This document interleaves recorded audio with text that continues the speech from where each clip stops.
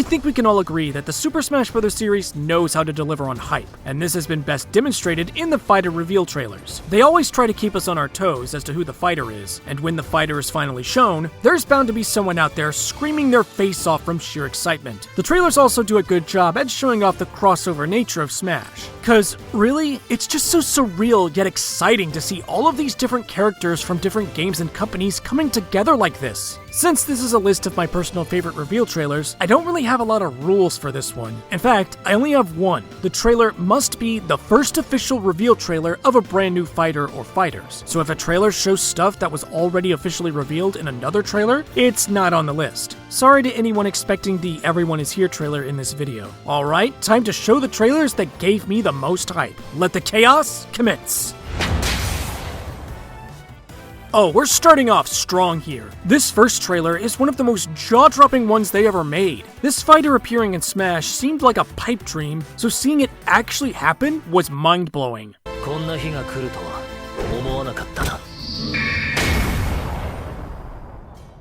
It's one of the few trailers to only rely on gameplay footage, but in this case, that's all you needed to get people excited for Cloud frickin' Strife making his grand entrance into Smash. I'll never forget it. I was at work at the time the direct that showed this trailer was live, so I had to watch it when I went on my break to eat dinner. And considering I was in a public place with people inside, I couldn't exactly scream of excitement from seeing Cloud in Smash at long last. So let me describe what was going through my head when I saw it. Stars. Oh, Wolf is finally returning. Yep, it's Smash. Wait, Cross? Final Fantasy. Okay, that's very cool. Hey, wait. 7?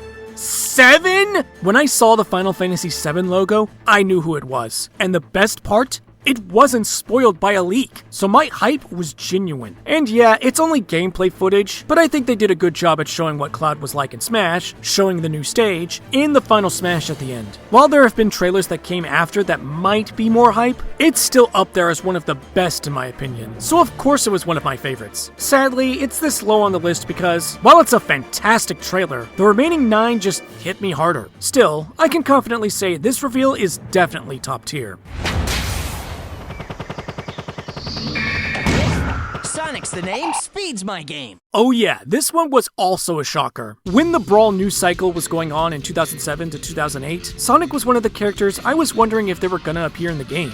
I mean, if Snake could get in, why not Sonic? Yet again, it's another trailer that just uses gameplay footage, but in this case, it's understandable. The CGI reveal trailers we get today just weren't feasible in 2007, at least not in the bulk that we get them now. Regardless, like Cloud, gameplay footage of Sonic in Smash was all that was necessary. I mean, I hadn't played that many Sonic games at the time of this reveal. Heck, this trailer is one of the contributing factors of me getting into the series. But I still knew who Sonic was and how big of a deal him being in Smash was. And this trailer is one of the first to show just how crazy Smash as a crossover could get. Mario and Sonic in the same video game. That was an incredible surreal shot to see. I mean, yes, the Olympic Games series debuted earlier, but still, it was surreal. And the use of Live and Learn? That was the first time I ever heard the song. Yeah, this is also my introduction to Sonic music and just how addictive it is. This trailer set the stage for future mind-blowing reveals to come. It's honestly hard to believe there was a time where Sonic wasn't in Smash, and hard to believe that it's been that long since that reveal. And I owe a lot to this trailer for piquing my interest in the Sonic series itself. Yeah, I believe no matter what direction Smash will take in the future, Sonic is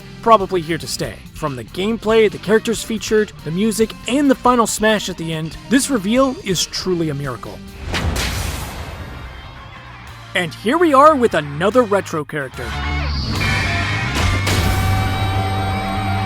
Like Sonic before him and Cloud after, I knew how big a deal Mega Man in Smash was, and even though I hadn't played, and still haven't, played much of his series, I knew he was a highly requested character thanks to countdown videos at the time. So for this to finally come to fruition was exciting. Seriously, Mega Man's reveal is legendary. This was the trailer that pretty much set the stage for how reveal trailers were going to be like going forward. And boy, what a strong impression it made, flashing a warning new challenger approaching on screen, cause they knew that would get our attention. And then all of the Nintendo characters turning their gaze to a huge cliff with a full moon behind it, the camera panning up to a shadowy figure at the top, and then And that's when the internet screamed like they never screamed before. The CGI showing us all these characters interacting with one another, the splash screen, the gameplay of a beloved video game icon in Super Smash Bros. This is what made Smash reveal trailers such an experience. But this one in particular, it wasn't just a reveal. It was an event. If I had to describe it in one word, it would be hype. Hype that would one day lead Smash to become the biggest gaming crossover ever. I don't think there's anything else to say that hasn't already been said. It's that well known and iconic of a reveal. What a legacy. It might be hard to believe now, but there was a time where this next character in particular was pretty much the most requested new fighter for Smash 4, next to Shulk.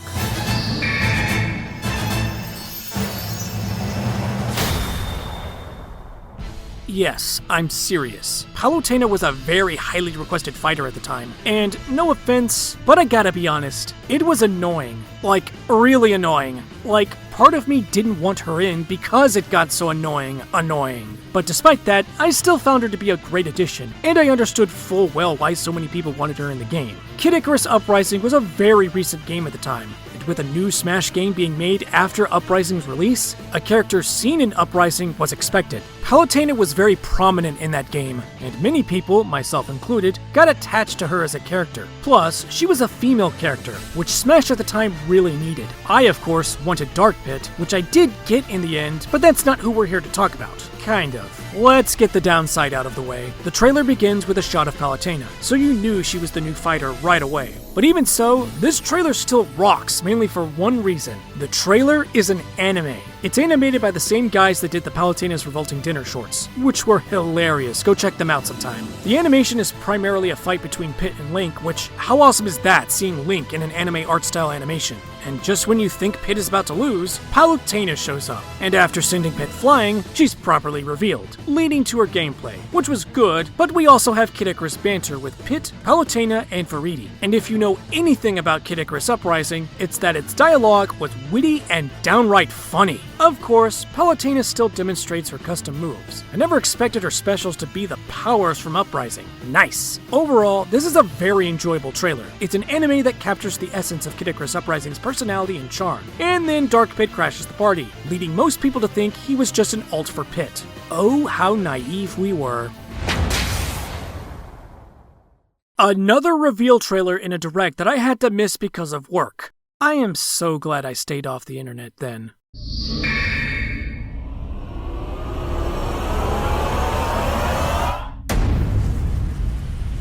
I'll say it again. That was a good day in March 2018. In fact, that direct may be one of the best. They announced the next version update for Splatoon 2, revealed Octo expansion, and just when you thought it was over, Nintendo plays the one last announcement card. What follows is an animation that's reminiscent of the original Splatoon announcement in 2014. So I thought they were porting the first game over to Switch, which is kinda weird, but as the trailer continued playing, I started to realize this wasn't a port of the first Splatoon to Switch. No, it's the announcement for the game I'd been waiting for. Yeah! Oh yeah! Oh yeah! In one sequence, not only was my most wanted game for the Switch announced, but my most wanted fighter for said game was confirmed. And this done without gameplay footage. They knew all they had to do was show us that freaking Smash logo for a Switch game announcement, and people would get excited. Seriously, go watch all of the reactions to the end of this direct and see the magnificent excitement people had, especially the folks at the New York Nintendo store. That was nuts! Oh, but that wasn't all. The game was going to release the same year it was announced, and having Inkling as the first newcomer reveal was great. Splatoon was a new IP at the time that was very successful, so there was no way around it. They had to be here. We still had to wait a few months until E3 to see more, but this was enough to hold us over. An epic ending to an awesome direct.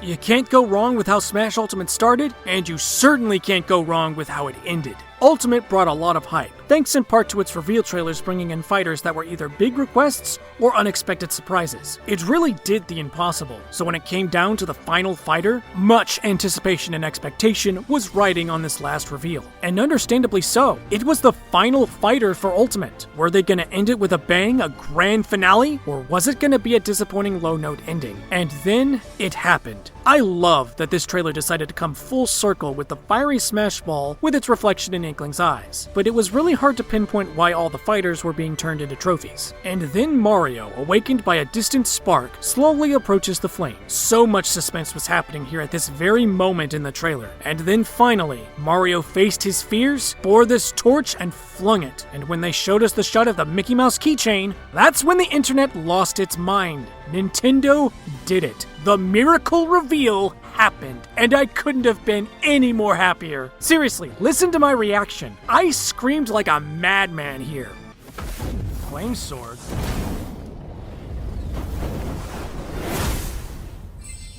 Yes! Yes! Yes! Yes! Oh my gosh! It happened! That is ending on a high note! That is how you do it! I wouldn't say this is the most hyped I've been for a fighter reveal. Don't worry, we're getting there. But it's definitely up there. There's really not a whole lot that happens when Sora shows up. It's fairly simple. Sora just flies around. But just the fact that Sora, the most requested fighter according to the Smash Bros. Fighter ballot, was in Super Smash Bros. With all of these other iconic gaming characters was enough. Right down to that final CGI shot. I too was worried that the final fighter was going to end all of this on a low note. And I know I wasn't alone on that mindset. And I mean, you can't blame us for thinking this. Not after Incineroar and Byleth became the final fighter reveals for their respective fighter reveal cycles. But things didn't go that way. Nintendo succeeded in bringing the biggest impossibility for this game into a reality. A very ultimate end to a very special game. How many reveal trailers that end directs are we gonna have on this list?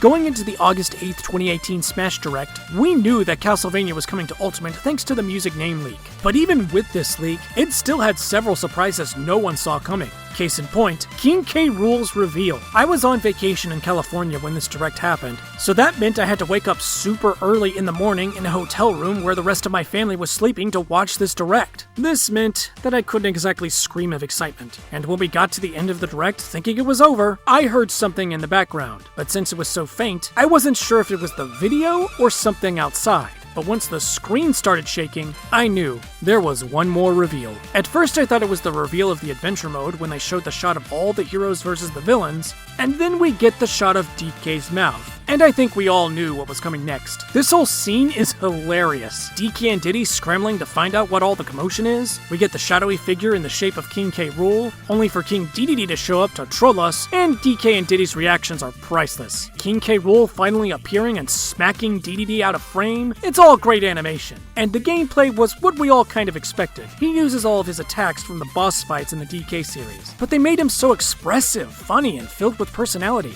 And the clip with the final smash? Beautiful. And all of this happening to a big band jazz remix of Gangplank Galleon. The best new remix in Ultimate in my opinion. I knew King K. Rool was highly requested. I mean, I wanted him in despite my minimal experience with the DK series. And I think they revealed him in the best way possible. The Game Awards. Ever since the out of nowhere, didn't see it coming, on the night of the game's launch reveal of Joker from Persona 5 in Super Smash Bros. Ultimate, fans assumed Nintendo would always save a fighter reveal for the Game Awards during the DLC reveals for Ultimate. This unfortunately meant everyone got their hopes up when it didn't happen. I think it was for the best Byleth wasn't at the Game Awards 2019. But then we got the Game Awards 2020 with the confirmation of a fighter reveal. You all know what happened next.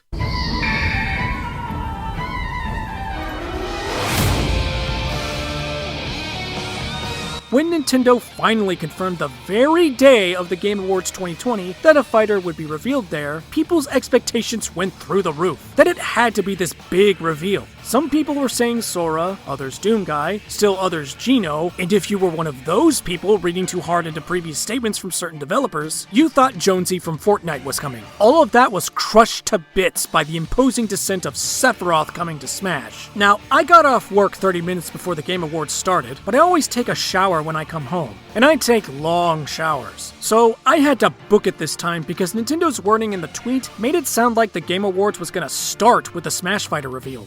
I was right, and good thing I did because when I opened the stream, this was the first thing I saw. The trailer had started, but the fighter wasn't revealed yet. I made it in time to see Galeem get chopped in half, only to hear those famous opening notes of One-Winged Angel, confirming that the fighter was Sephiroth. I didn't think it could happen, but it did. And despite his long sword, the gameplay footage showed that the devs somehow made it work, and stayed true to his destructive villain boss status. And the CGI in this trailer is some of the best it's ever been, taking cues from Advent Children. It was yet another out-of-nowhere reveal that blew our minds, and it filled us with excitement to see not just another villain in Smash, but the villain. Just incredible.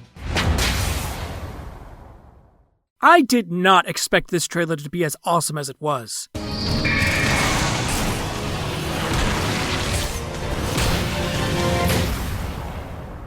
At this point, we already knew that Bowser Jr. was in Smash 4 thanks to the 3DS version's release and, well, the ESRB leak. But this was the first official trailer reveal for the character by Nintendo, so it meets the list's criteria. We once again return to the canyon area from Mega Man's and Greninja's trailers in the dead of night. The airship theme playing in the background adding to the menacing vibe that this trailer's CGI scenes gave. I mean, it's freaking Bowser Jr. This guy! They made him appear so threatening as he beats the crap out of all the fighters present in his Koopa Clown car. It shouldn't be this epic, but it just is. The gameplay portion gave us our first look of the character in the Wii U version, and he turned out pretty good. But just when you think it's over, we get a glorious CGI scene of Bowser Jr. looking down on the fighters atop a cliff as the camera zooms out to reveal that the Koopalings have arrived and are ready to roll. And here's where the trailer got really creative. Not only was this trailer a reveal for Bowser Jr. as a fighter, but it was also used to show off the just announced 8-player Smash. And since the 7 Koopalings were Bowser Jr.'s alts, he was the perfect fighter to demonstrate this new mode. Oh yeah, and there's also the fact that Bowser Jr. was one of my most requested fighters for Smash 4. So yeah, of course I was gonna love this trailer to bits. Never underestimate the power of these reveals. They can take something we already knew about and somehow make it so hype.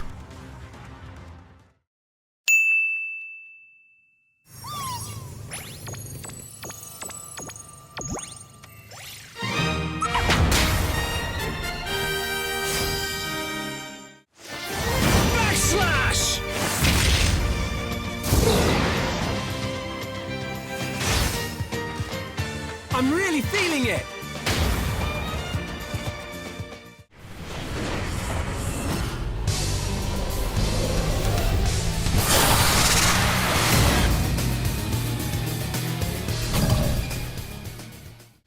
We're not the ones sending a card this time.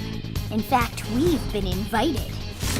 Invited to steal the greatest treasure of all. What? Smash Bros? Is this for real?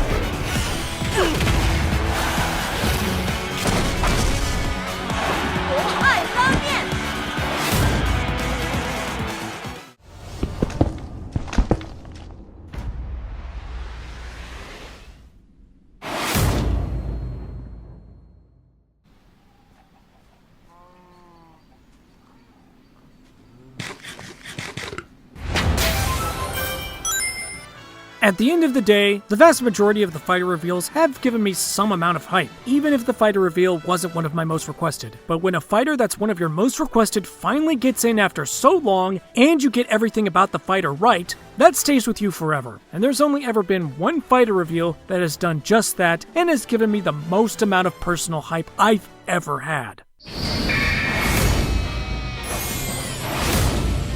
I love this trailer. Everything about it was well made and captures the essence and personality of Xenoblade Chronicles 2 beautifully. Clearly it was made to get people to think it was more DLC for Xenoblade Chronicles 2, but I think people cued in that it was a fighter reveal for Smash Ultimate, assuming they weren't paying attention to the not actual gameplay footage text at the start of the trailer if they were watching the North American version of the Direct where this trailer released. At first, I thought it was going to be something related to Kingdom Hearts, what with the big gathering of clouds, but once Argentum and the World Tree came into view, I knew straight away that, at long last, after all hope seemed lost, a Xenoblade Chronicles 2 fighter was coming to Smash. You've all seen my reaction, right? Okay. Oh, please! Oh, this Please! is Xeno! Please! Is this Xenoblade? Please! Pyro just disappeared because she's gonna be playable! She's gonna be playable! Oh my gosh, it's actually happening! I am now content with this roster! I got an invitation to join Smash! Oh! Yeah! That looks. Oh my gosh, I am so happy right now! I love her. Yes! And it's not a Pokemon! God, this actually looks better than Yeah, just as I thought, Rex is in the final Smash. Everything got that I two. predicted was right got about two Pyra and final Mithra. Everything was right!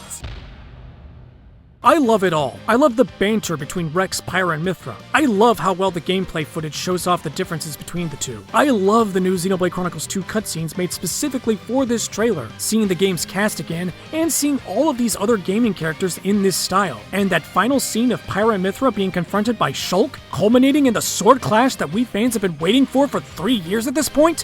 Whew! So good. And all of this from a trailer that Sakurai didn't even write. Xenoblade Chronicles was the series that really needed another fighter in Smash, and a character from Xenoblade Chronicles 2 was the obvious choice. And though it took a lot longer than it probably should have, the payoff was worth it. I get that there might not be much here for those that aren't fans of Xenoblade Chronicles, and I get that people aren't too keen on this trailer's length. But even so, I still think it's worth giving it a chance. I'm Chaos Key, and thank you Sakurai and Nintendo for crafting such wonderful reveal trailers. They didn't need to be this well made, but it's clear they wanted these to be special, an event, something to look back on fondly. I mean, the fighters are what we came here to see, so might as well put on a show to remember.